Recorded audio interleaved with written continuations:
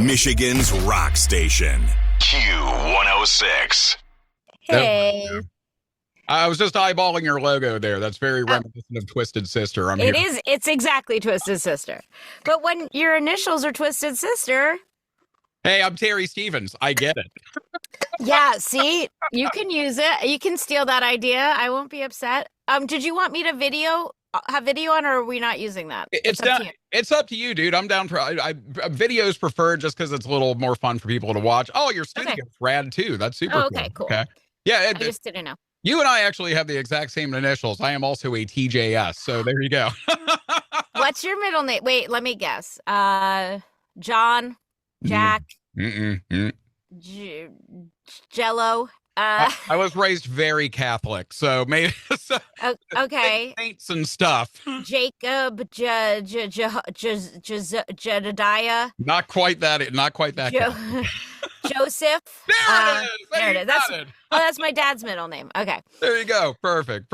Well, Tara Sands, I'm Terry Stevens from Michigan's rock station Q106. We are so excited to have you out at Capital City Comic-Con July 11th through 13th at the Lansing Center. Have you visited the thriving metropolis of Lansing before? I have not. What should I expect? What do I need to see? Okay, I would start with food. Okay, are you a vegetarian, vegan, anything like that? I mean, I don't eat a lot of meat, but I do eat some. Oh, there you go. I would recommend the olive burger. That is the local delicacy here. Yeah, get the olive burger. There's a couple of spots in town I'd recommend. Kewpies is pretty good. And let me think here. Olympic Broil and Nip and Sip. Those are also rock Nip and Sip. Okay. There you go. All right. I'll remember that. Okay, cool. So yes, I'm excited to see Lansing. Yes. I was going to say I don't usually get much time to actually see the cities I'm in, but, we'll see. Well, the cool thing is you're right downtown. You've got a gorgeous view of the Capitol. I mean, it's really pretty down there. If you're an architecture nerd like me, there's all sorts of neat doodads to look at there. And, of course, man, I was looking at your IMDb. I think the list of stuff you haven't voiced is a lot shorter than the stuff you Stop it. Pretty much every Pokemon under the sun, including the iconic. I mean, dude, it's kind of a big deal to be the voice of a starter. I mean, come on. The fun thing is that we didn't know that. So it's like now if an audition for one of the starters goes out, people are like, oh my God. Then I was randomly I was in the studio that day doing something else. And they were like, well, we finished early because we would be cast as like the speaking roles, not as the Pokemon themselves. So I was there like doing a small part and they're like, hey, try this. They didn't know the gift they were giving me. Right? No idea. I made an entire podcast about the whole process because people always say that, like, how cool that you were. I'm like, it was so random. Right. They're just a serendipity. By the way, that podcast, 4 Kids Flashback. Fam, if you want a real behind the scenes look at like the early days of a whole bunch of these shows, listen to Tara Sam's podcast, 4 Kids Flashback. Good stuff, man. Thank you. Right in the nostalgia when I listen to that thing. So, yeah. Too far behind the scenes. Yeah. Very true. So I guess my first question, whenever I'm talking to somebody who does the voice roles for the Pokemon little monster dudes versus like the character roles, like what direction are you given for the Pokemon themselves? Are they like, say Bulbasaur with more, chutzpah or whatever? So chutzpah is the proper Yiddish pronunciation. Right. I gotta stop you there. Chutzpah. But back in the day, it was different than it is today. So I worked on the first 8 seasons, and back then, and then I went back to do different roles later in like season 23. But back then, it really, if it said like in the script, it would just say Bulbasaur or Oddish or Clefairy, like it would just say react, and then we would watch the lip flaps on the screen and try to match them because sometimes your Bulbasaur was sad, sometimes Bulbasaur was happy or confused or fight or battling, but we just would watch. Now, today, if I get a script, it's much more descriptive. It's like happy to sad to hungry or whatever it is. So, but it's like, it sounds like, oh, it's so simple. You just say the name, but what's weird is like the syllables are always different. And then you're like shortening the name, or like, I don't have a great eye for it, but Lisa Ortiz, who was the director for many, many years, would be like, no, you missed the little growl in between. And you're like, oh my God, I didn't even see that. So it was more complicated than you might think. Well, no, I believe that, man. I mean, you have to, it's amazing how much pathos you have to put into just a single damn word that you're saying over and over again. Oh. As far as voiceover gigs go, that one's like, I think that's more challenging than it would appear on the surface for sure. I think it trained me to that when I have words, everything's easier after that. I find doing those voices harder than having lines. No, a 1,000,000%. I want to talk about another aspect of your voice work that is very near and dear to my heart. You do radio voiceover work. How rad is that, man? I love doing that stuff. Yeah, we call we call it imaging. That's a term that most people don't know, though. It's basically being like the station ID, like, hey, you're listening to Hot 117 billion.3, and coming up next, the new song. I do a lot of country stations. I do a lot of work for Sirius XM, and yeah, I love radio. So I still love listening to regular terrestrial radio. I love Sirius. Thank you for that. That keeps guys like me from getting real jobs. So please keep that up. So I have to know, though. Okay, so you do radio voiceover work. You do imaging work. Have you ever hosted a shift? No. Oh, wild. Okay. Well, why not? What's stopping the voice of Bulbasaur from taking over these here airwaves? It's a different job. Like you have a way different skill set than I do. I think you're great at what you do. It's live. I haven't really worked much live. I have so much respect for you guys that do it. It's a different skill set that you have that I have never learned. I've never even been approached about auditioning because it's just a different job. Yeah. I think the toughest part is not swearing. That really is the toughest part. I'd be fired in like 5 seconds. Yeah. 7 Luckily, second podcasts, delay. we can, yeah. The Sarah 7-second delay sans, everybody. Yeah. Well, if you're in town for a minute, if they let you go from the Comic-Con, we'll throw you on for an hour. What's the worst that could happen? There you go. Wait, I'm gonna. No, I'm not. I don't swear that. I mean, I'm good at curbing it, but I just live is a different kind of pressure that you're so used to that I'm not used to. So I again, just kudos to you guys who work live like that. It's very much on the tightrope. Let me ask you this. Should you ever decide, you know what, I really do want to work for this industry that is getting beat up on all sides by all these competitors. Yeah. But it's fine. We'll be fine. It's a tough time for radio. I definitely, listen, I felt it in my imaging work, and I know you guys feel it. And I will say this. The death of radio has been predicted many times. And yet, here we are. That's a great point. Right. That's a great point. I feel like I've heard it a million times, like, oh, satellites or streaming, it will kill it. But there's still something about, especially like in an emergency, I want my radio. Yeah, the live part, the immediacy of it. I mean, honestly, dude, that connection that you feel when you're driving down the street and you're, singing along to the song and you happen to notice the cat in the car next to you singing along too. I don't know, dude. Something so magical about that, I was listening to Howard Stern the other day, and he was talking about how, like, at his peak on terrestrial radio, like, I forgot what the percentage of cars on the Long Island Expressway were listening, and I remember that feeling of looking at the car next to me and we're laughing at the same time. Or right. There's something different about local radio than these other shows. There just is. I like it so. Very true. Very true. Speaking of, what I was going to ask is should you decide to pursue this, what format do you see yourself working? Oh my God. I don't know I mean, I don't know that like what scares me is if when you have to like intro a song and hit the posts.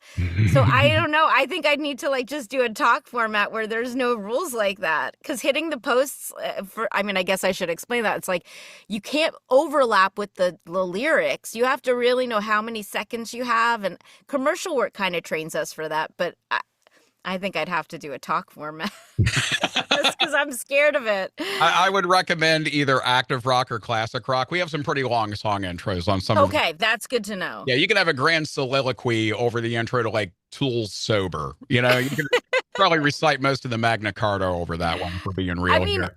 like what I listen to is classic rock, so I think I'd have the most fun doing that, but I don't know how long those intros are. No, they are epically long. Are you kidding me? Okay. Epically long. Yeah, you'll be fine. You'll be All right. fine. So I want to dig into you do all this voice work for Pokemon and Hunter x Hunter, Digimon, Jujutsu Kaisen, Yu-Gi-Oh. Do you play any of these games? Do you break out the cardboard crack? I am not good at games for two reasons. One, because it's not like intuitive to me like it is to some people, but also because I have a very addictive personality and I know better. I know better than to start playing. Like when I had a Game Boy, that like I played Tetris, that is all I did. If I had even when I had Pokemon Go for like a limited time, I had to like tell myself to put the phone down. So I know better than to get involved in this. As an avid Pogo player, I wish I had your willpower. It's all, yeah, I would get nothing done. With that game, they've really mastered the art of FOMO. Like, if you miss a single day on that, it is crushing to your soul. Let me tell you, man. You got to get your streaks up, all that stuff. Yeah, that's not fair. I miss sort of when the early days of Pokemon Go, I really liked the camaraderie of it because I was like, okay, at least this is not me just sitting at home playing this game. Like that was bad. Like I even remember like Wii Bowling came out. I got addicted to that. But I liked that Pokemon Go took me out into the world. But we have a pretty solid community of Pogo players in Lansing. You'll probably see people, catching them all when you're at the con as well. As being a classic rock fan like you are, one of your many, again, fam, look at her IMDb. You're going to be scrolling for a while to get through the whole thing. You voiced Def 13 and Manic Boy in JoJo's Bizarre Adventure. As a classic rock fan, how much Steely Dan reference, right? Which I didn't catch it, but the shame of JoJo's is that there's all these clever music references that I'm sure people miss, and I almost wish there was like a thing at the beginning or end of the show that's like, this is a reference to this, blah blah blah. Look it up. Hear the song. Like I almost wish they could use the music because I feel like these are such wasted, brilliant things that they're sneaking in there. That's pretty much just Roundabout. That's the only one that they managed to pay for. Oh, is it? I didn't even know that. Okay. Oh yeah, you know more than I do. The ending credits where the Aztec things being filled in with blood. Yeah, it's Roundabout playing the whole time. Yeah. I should know that. That's embarrassing that I didn't. Okay. They need to do like a pop-up video type of version of that where it's just like, whoop, that was a reference to Led Zeppelin or whatever. Right? That should be a thing. You should do that. You know what? Be your thing. I'll hack it. I'll throw it on the dark web. It'll be fine. No one will sue me for that. No, you'll be fine. We'll visit you in jail. Gracias. So with all of your voice roles that you've done, is there a white whale out there for you? Is there a role you really would love to take on? I mean, my dream is to do anything with the South Park guys. I worship them. I would do it. I entered a contest recently. They were doing a contest for charity to be like a townsperson in South Park. Like I was like, yes, I will pay you. I will enter. And I bought a bunch of charity entries. I just think what they do is phenomenal. So I would do anything for those guys. That turnaround time is just absolutely astounding. That documentary. Right. As long as it takes us just to do a random piece of audio here, the fact that these guys turn around episodes that quick is pretty astounding. What is your favorite South Park episode if you had to pull one out of the ether? Well, listen, I've always loved the Casa Bonita episode, and I finally just went to the restaurant. Yeah. Because that's the kind of dork I am. And the restaurant did not disappoint. I mean, I watched the documentary about Casa Bonita I did all my homework. Yeah. Because that episode just stuck with me. I didn't even necessarily know at the time, like, that it was real or, yeah. So I remember then being like, Googling Casa Bonita, like, is this a real place? And yeah. Right. So. I'm rather partial to Scott Tenorman Must Die. That's when we really learned what Cartman was about. I mean, that one, my kids are adults now, and they're pure evil. He is pure evil is what he's about. Yeah. I use that. My kids had heard of South Park. I mean, they're like 19 and 22 now. So I'm like, kids, we're going to watch a show that Dad came up on, and they watched Scott Tenorman Must Die. I'm like, we're going in deep for the first one. And they were like, this is the best show ever, Dad. I can't believe we didn't watch this before.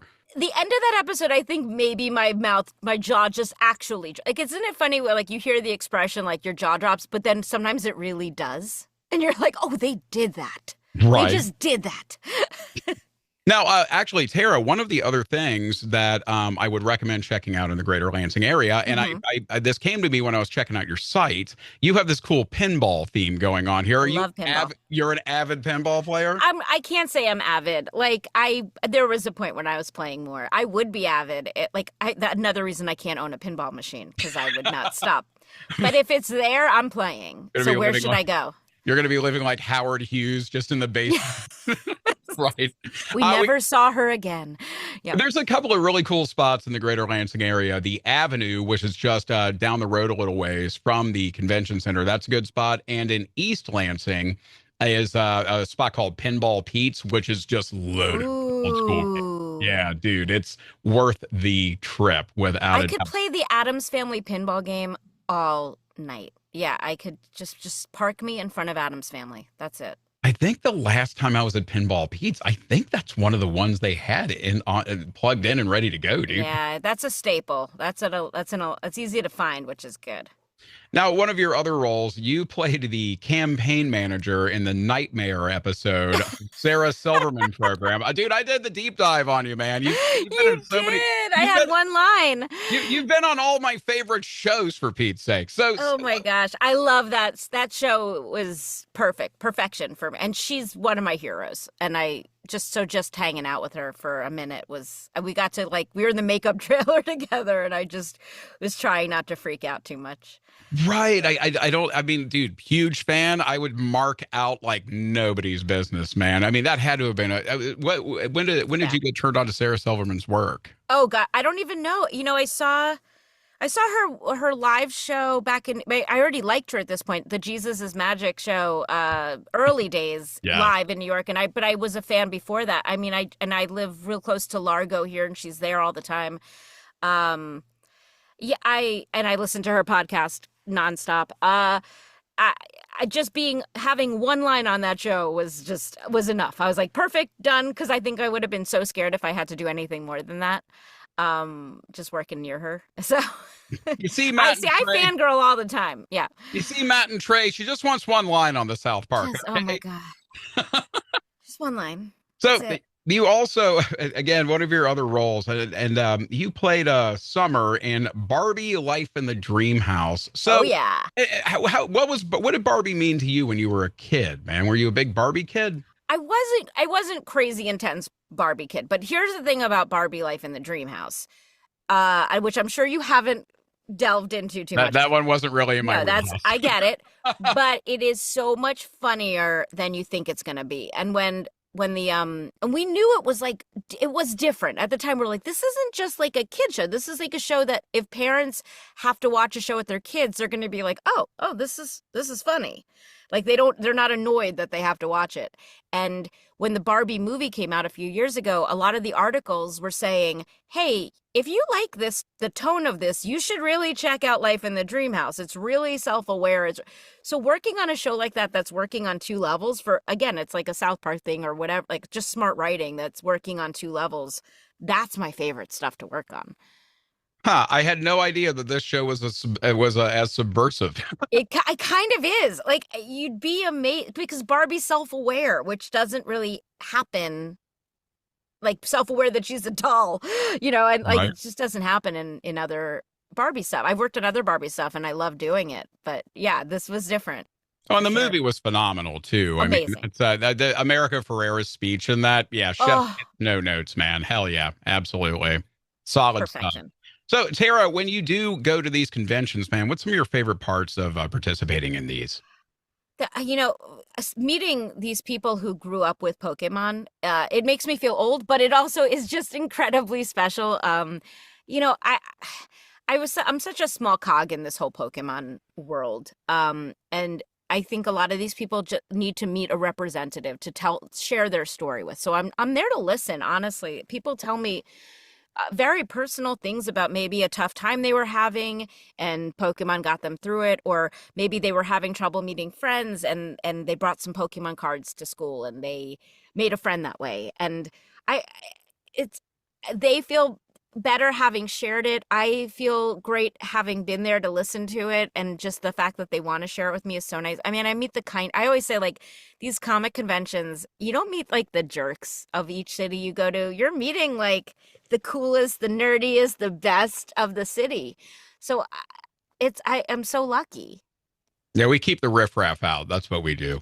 Yeah, I mean, riffraff isn't like going to an anime show. You know what I mean? Like, Right. they're not like, they're not JoJo's fans. Love it, man. So I did see that Magic the Gathering is they have an animated series in the works as well. If you can just get one roll on that, I think you'll hit the collectible card game trifecta at that point. Fingers crossed. I can hear you. I could hear you doing Chandra Nalar, or maybe Liliana Vest. You'd have to be a little more evil. We need more evil on it. I'll work on that. I'll be really mean when I'm in Lansing. I'll work on my evil. Perfect. Yeah. Perfect. Yeah. Sorry, Lansing. He made me do it. That's okay. We had it coming, to be honest with you. Well, you can hang out with Tara Sands. You hung out with her Fridays on Cartoon Network. You can hang out with her Friday, Saturday, Sunday, Capital City Comic-Con, July 11th through 13th at the Lansing Center. In the meantime, follow this lady's work, 4Kids Flashback Podcast. A hell of a listen. Again, if you're nostalgic for those times, man. Tara, dude, it's been such a pleasure talking with you. And, looking forward to TJS. Yep. That's TJS connection. Bump. There we go. It was very awkward fist bump through the Zoom, but we'll work on it. It is tricky with the camera. I'm told if I break this camera, they won't buy me a new one. Radio. Right, exactly. Yeah, shoestring budgets all around. So, Tara, we'll see you at Capital City Comic-Con. You enjoy the rest of your evening. We'll see you soon, okay? Thank you so much. Michigan's Rock Station. Q106.